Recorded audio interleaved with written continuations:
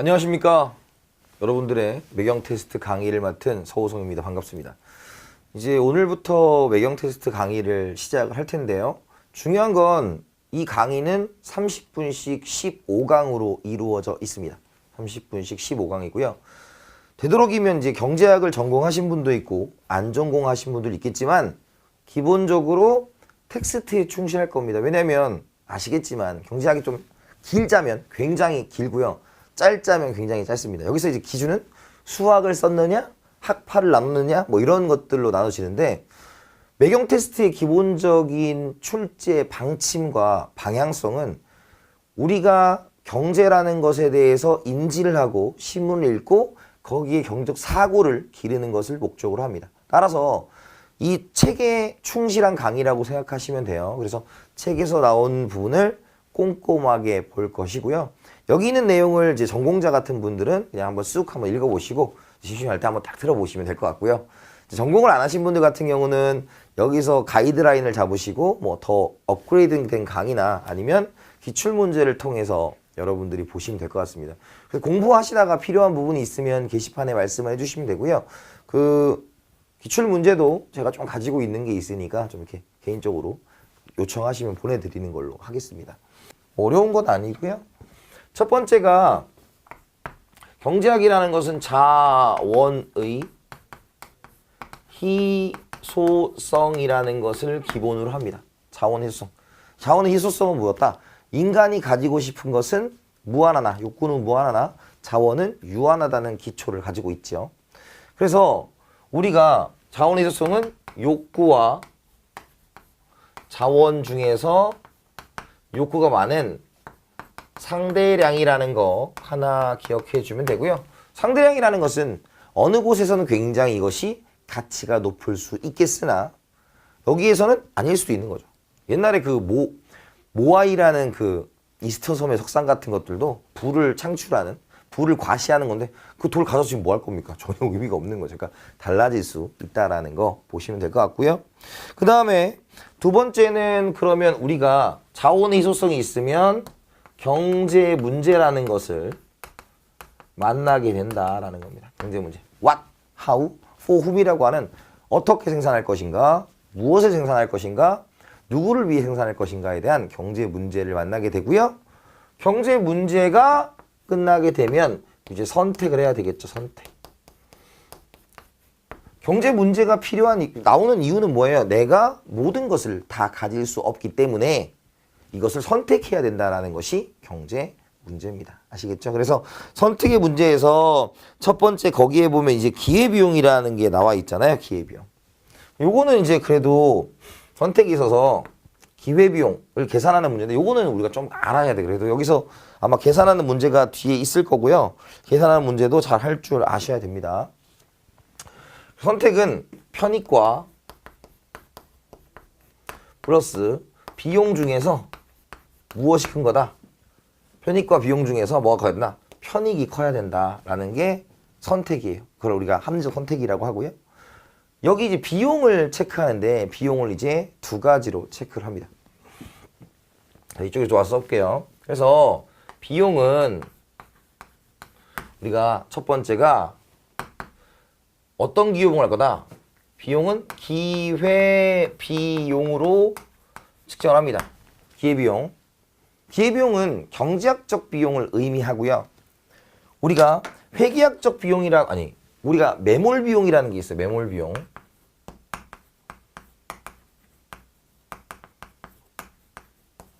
매몰 비용은 회수가 불가능한 것을 우리가 뭐라고 한다? 매몰 비용이라고 합니다. 그래서 환불이 불가능하거나 써버린 돈은 우리가 매몰 비용이고요.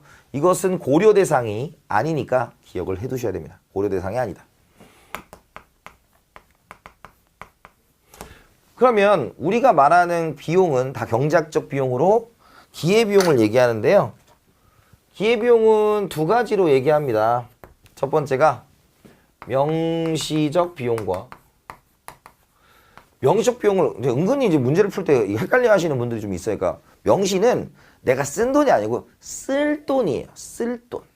그러니까 경제학은 과거는 돌아보지 않고 미래로 나가기 때문에 과거에 대한 건 별로 없습니다. 그러니까 우리가 쓴 거는 전혀 신경 안 써도 돼. 쓸 돈.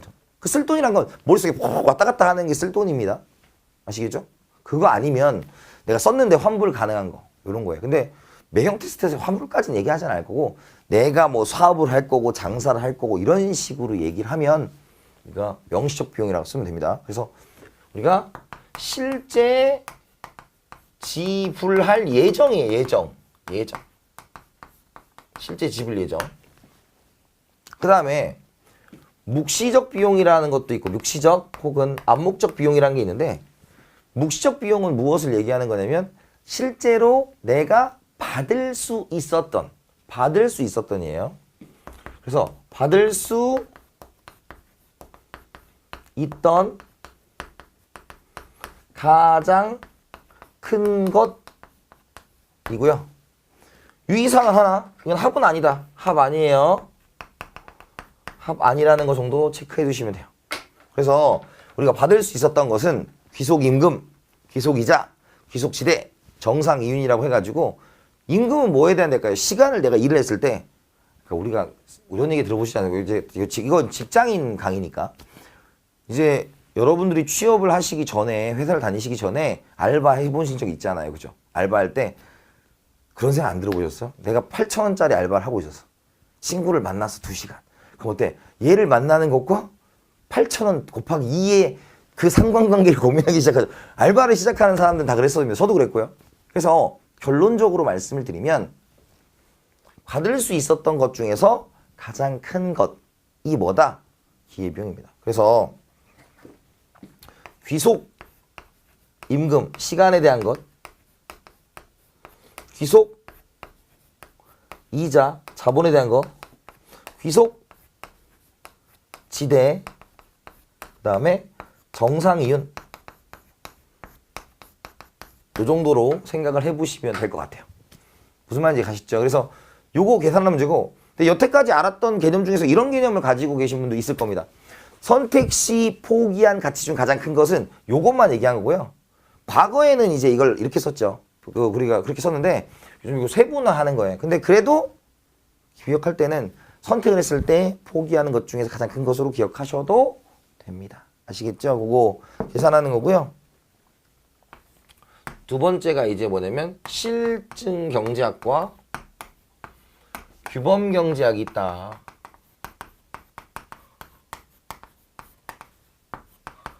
그죠? 실증 경제학과 규범 경제학은 실증은 실제로 증명하였다라는 거고요. 규범은 가치적으로 옳다, 그르다, 바람직하다라는 얘기를 쓴 거예요. 그래서 실증은 가치 판단이 있다 없다? 없고요. 얘는 있다라는 정도로만 체크해 두시면 됩니다. 그 다음에 미시경제학과 거시경제학이 있죠. 미시경제학과 거시경제학.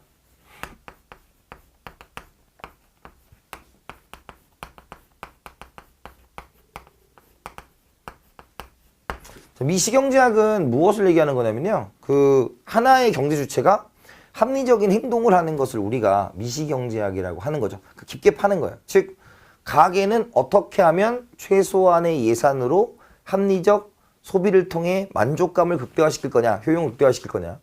기업은 어떻게 하면 주어진 한정된 자원으로 생산비를 조금 들여서 이윤을 생산을 많이 해서 이윤을 극대화시킬 거냐, 뭐 이런 것들을 따지는 거고요. 상호 간의 연관성은 별로 없어요. 근데 요거는 어때요? 거시라는 것은 가계, 기업, 정부, 뭐 개방경제인 경우에는 외국까지 모여있는 것이기 때문에 상호 간의 연관성이 굉장히 중요하다라는 거겠죠. 이해갔어요? 그래서 각 부분의 합리성, 상호 간의 연관성까지 공부하는 것이 뭐다? 거시경제학이다라고 보시면 되고요. 물론 이제 거시경제학을 하기 위해서는 이제 루카스, 여기 합리적 기대가설 얘기했던 신고전학파 쪽은 이 미시학적 툴을 가지고 거시경제학을 얘기하기 때문에 이거는 상호간에 다 연관이 되어 있다라고 볼 수가 있어요. 근데 뭐 매경 테스트에서 막 그런 학자들의 이름 막 자주 막 언급하진 않아요. 그러니까 일정 정도 우수 정도 맞으시려면 그 학자에 막 되게 매진하지 않으셔도 됩니다. 그러니까 뭐 최우수 정도 맞으려면 그래야 되겠지만 우수 정도는 그냥 기본적인 문제 요 정도 강의 듣고 기출문제 돌려도 뭐 충분히 맞을 수가 있는 거예요. 자, 그 다음에 모형이란 게 있죠. 모형. 자, 모형이라는 것은 뭐냐면 우리가 이제 내생변수와 외생변수라는 게 있습니다. 내생변수, 외생변수. 그래서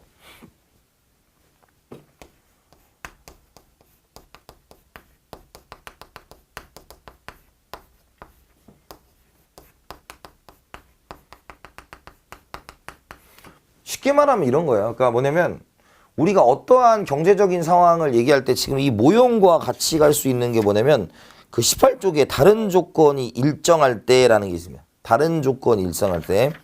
그래서 지금 이런 거예요. 우리가 이제 정태 분석, 뭐 동태 분석 이렇게 얘기하는데 정태라는 건 뭐냐면 이런 겁니다.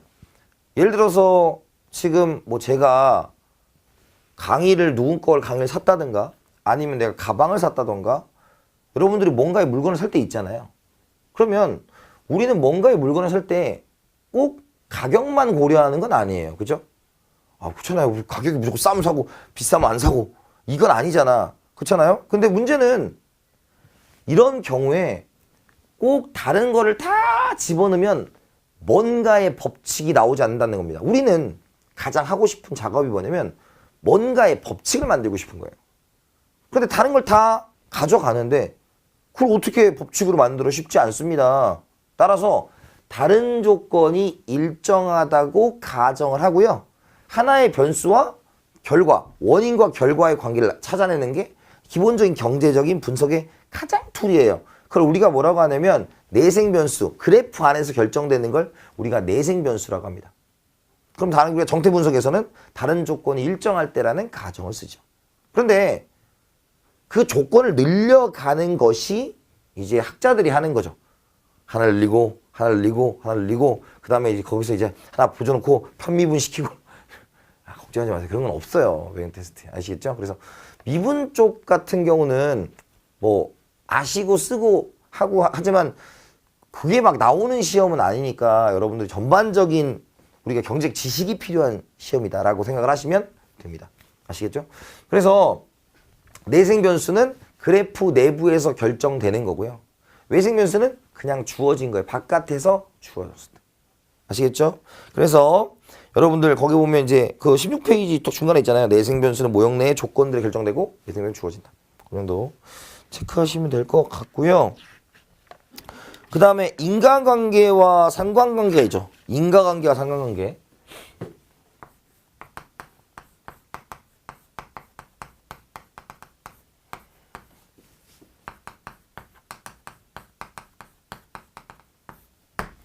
자, 인과관계는 뭐냐면 원인과 결과의 관계고요.